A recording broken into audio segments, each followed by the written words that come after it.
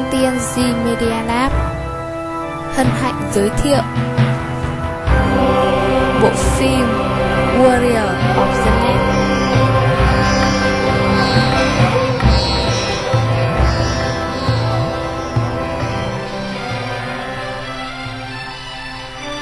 Các bạn có thể thấy đây là gói tin TCP.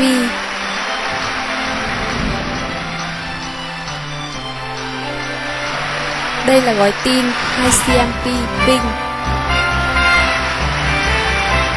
Đây là gói tin UDP. Router.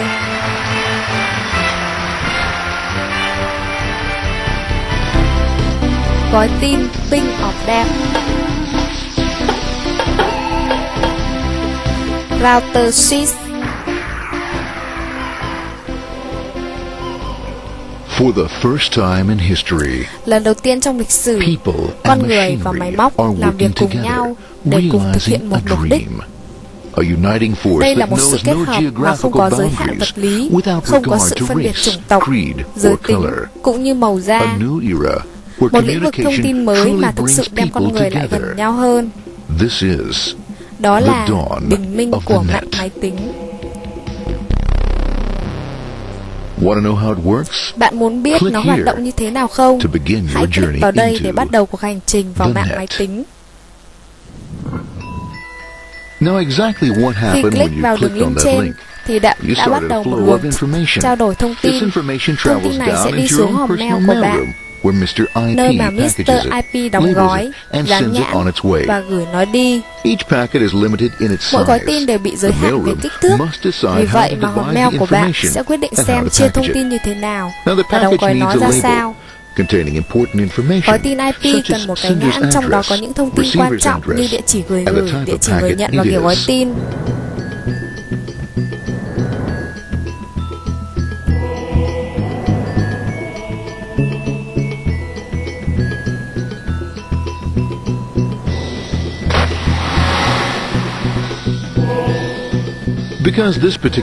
Ngoài ra, vì đây là gói tin đi ra ngoài mạng Internet, nên nó có một địa chỉ cho proxy server.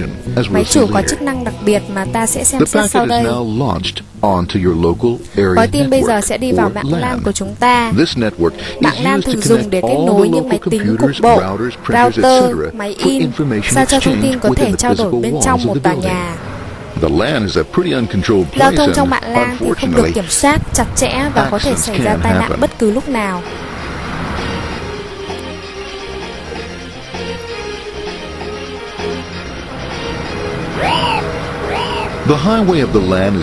Trong mạng LAN thường có rất nhiều gói tin di chuyển, gói tin IP, gói tin Novel, gói tin AppleTalk.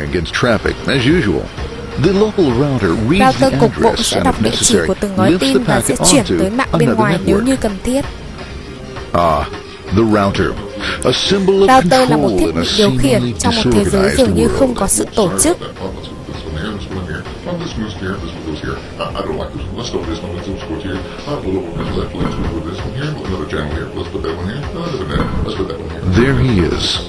Router hoạt động một cách nguyên tắc, bất chấp, bài bản, bảo thủ và đôi khi không thật sự nhanh nhẹn. Nhưng xét cho cùng thì router hoạt động hết sức chính xác.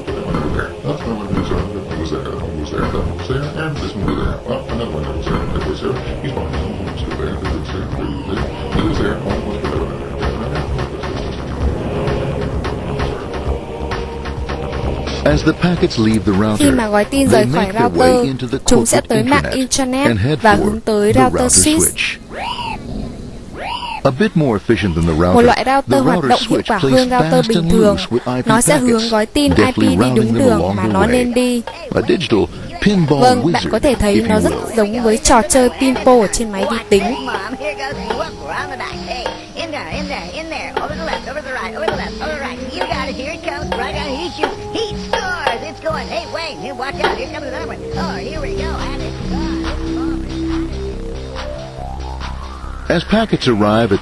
Khi gói tin đến đích, nó sẽ được các mạng nhặt lên, rồi cho vào hàng đợi để gửi lên tầng trên xử lý.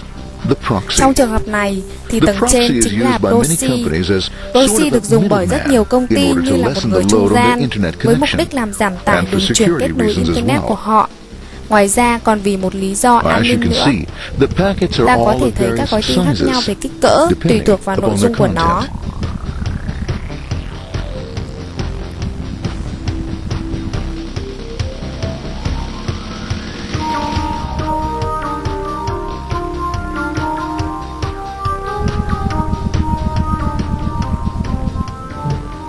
Proxy opens the packet and looks for the web address or URL. Depending upon whether the address is acceptable, the packet is sent on to the Internet. Bạn có thể thấy cái nhãn màu đỏ đã bị bỏ đi. There are, however, some addresses which do not meet with the approval of the proxy. That is to say, corporate or management guidelines. These are summarily dealt with. Gói tin này sẽ bị hủy bỏ. We'll have none of that. For those who make it, it's on the road again. Còn những gói again. tin hợp lệ sẽ tiếp tục con đường của mình.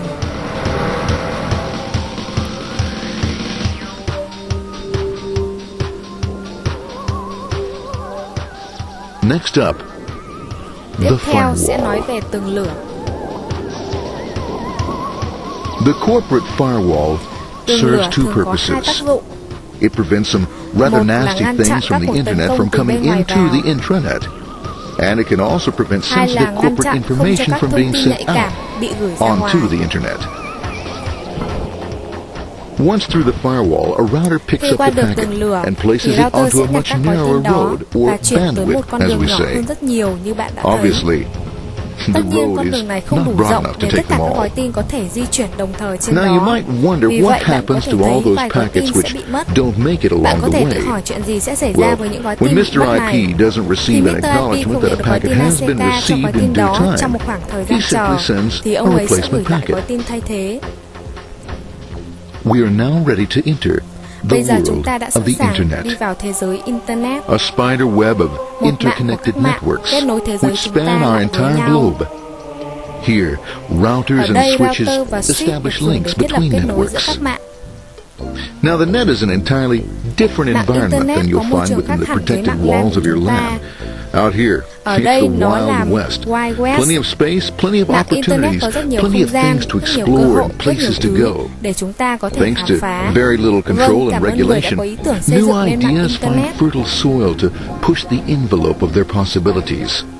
But because of this Nhưng cũng vì freedom, tính tự do certain mà đôi khi dangers chúng ta also cũng gặp lurk. phải nguy hiểm. You'll never know when you'll Ta sẽ meet the không biết khi dreaded nào gặp phải ping gói tin of ping hoặc death. death. A special version of a Một loại normal gói tin request ping đặc ping, biệt mà một which thằng some ngốc nào đó idiot gửi lên thought mạng up to Internet với mess ý up đồ xấu. unsuspecting hosts. The paths our packets take Các gói tin có may thể đi be qua via vệ tinh, satellite, telephone qua đường lines, điện thoại, wireless, or even qua transoceanic sóng cable. radio, They hoặc don't thậm always chí take the qua fastest qua or các đường cáp shortest dưới routes lòng đại possible, dương. Chúng không but phải lúc they nào will cũng đi get theo con there. đường ngắn nhất, nhanh nhất, mà chỉ Eventually. là sao cho có thể tới Maybe được đích. Đó that's chính là why lý it's do tại sometimes sao cụm called từ the World World Wide Wide West ra Wait. đời. But when everything is Nhưng working khi mọi thứ smoothly, hoạt động suôn you sẻ, can thì ta circumvent có the thể lướt globe web 5 Google times với một over cái giá at rẻ the hơn rất drop nhiều of a so với hat, giá gọi điện thoại literally, hàng. and all for the cost of a local call or less. Near the end of our destination, Khi gần we'll tới đích, find ta sẽ gặp another một bức tường firewall. lửa thứ hai. Depending upon your perspective as a data Tường lửa packet, có thể coi như the một pháo đài firewall bảo could be a mật bastion of hay là sự security khiếp đảm của or kẻ a xấu. dreaded adversary. It all Điều này depends thì on còn which phải tùy side thuộc vào you're bạn on là and nhà what bảo your mật hay intentions là nhà are. hacker. The firewall is designed to let Tường lửa được in thiết only kế để those chỉ cho packets phép that meet its những gói tin criteria. hợp lệ đi qua. This firewall Ví is dụ ở operating đây, on ports tường 80 lửa chỉ mở and cổng 25. 80 và cổng 25. All attempts to enter through Và other vì vậy, ports mọi cố gắng đi vào are các cổng closed khác for sẽ bị chặn business. lại.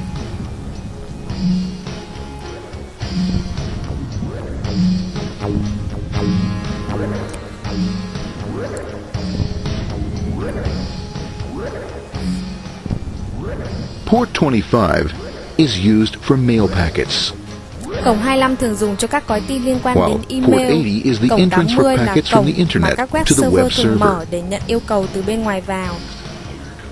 Inside the firewall, Bên trong tường packets lửa, are các screened gói more tin sẽ bị thoroughly. kiểm tra gắt gao hơn. Some packets make it easily through customs, while Others look Nói just a chung là bit tường lửa dubious. không dễ để bị The lừa một firewall chút nào. officer is not easily fooled, such as when this ping Ví of dụ death như những gói packet tin ping of death sẽ bị hủy bỏ ngay tries lập to tức. disguise itself as a normal ping packet. It's okay, go on, it's okay. No problem. Have a nice day. We out of here. Bye. For those packets lucky enough to Với make những it gói this tin may far, mắn tới được the đây rồi thì journey cuộc hành trình is với almost chúng over. ta gần như đã kết thúc. It's just a line up on the Bây giờ nó interface chỉ việc to đi be vào taken hàng đợi up của into web server. the web server. Nowadays, a web server Ngày can nay run một on web many server things, có thể chạy trên from nhiều a thứ, mainframe to từ a một webcam mainframe to the tới các computer on your desk. tới cái webcam Why not your hay chính cái máy refrigerator? tính để trên bàn của With a bạn proper hay thậm setup, chí ngay you trên can máy find out nước if you lạnh của have the bạn. makings for chicken Với một cacciatore số or cài if you đặt have to bạn go có thể đi shopping. shopping ngay Remember, tại nhà. this is the Hãy dawn nhớ of đây the mới net. chỉ là bình minh Almost của mạng máy tính. anything's possible. Thế nên mọi thứ đều có thể xuất hiện trong tương lai. One by one, the packets are Từng received, bước các gói tin được nhận, opened, mở ra and unpacked. rồi lấy dữ liệu. The information they Thông contain, tin trong các gói tin that đó is, chính là your các yêu request for cầu mà bạn information, is sẽ được sent gửi onto the tới web ứng dụng server của web application. server.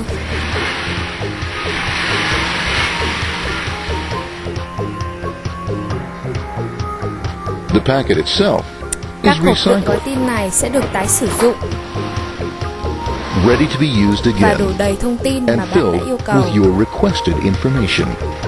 lại được dán nhãn, Addressed and sent out on its way rồi back to gửi lại you, cho bạn. back past the firewall, Qua tường routers, lửa, and on router, through to the internet. vào mạng Internet, Back through your corporate firewall, rồi lại qua tường lửa của bạn, and onto your đến cặp interface, mạng của bạn. ready to supply your Và web lúc này browser trình duyệt web with của the bạn đã có information những you thông tin requested. cần thiết mà nó cần. That is, Vâng, this một film. kết thúc có hậu. Đến đây là hết đoạn phim này. Cảm ơn bạn Việt Hưng vì đã dịch cho Pleased tớ with their một số đoạn efforts hóc búa. and Cảm ơn các trusting bạn in đã a chú ý better lắng world, nghe. Chúc các bạn our luôn thi tốt. trusty data packets ride off blissfully into the sunset of another day, knowing fully they have served their masters well. Now isn't that a happy ending?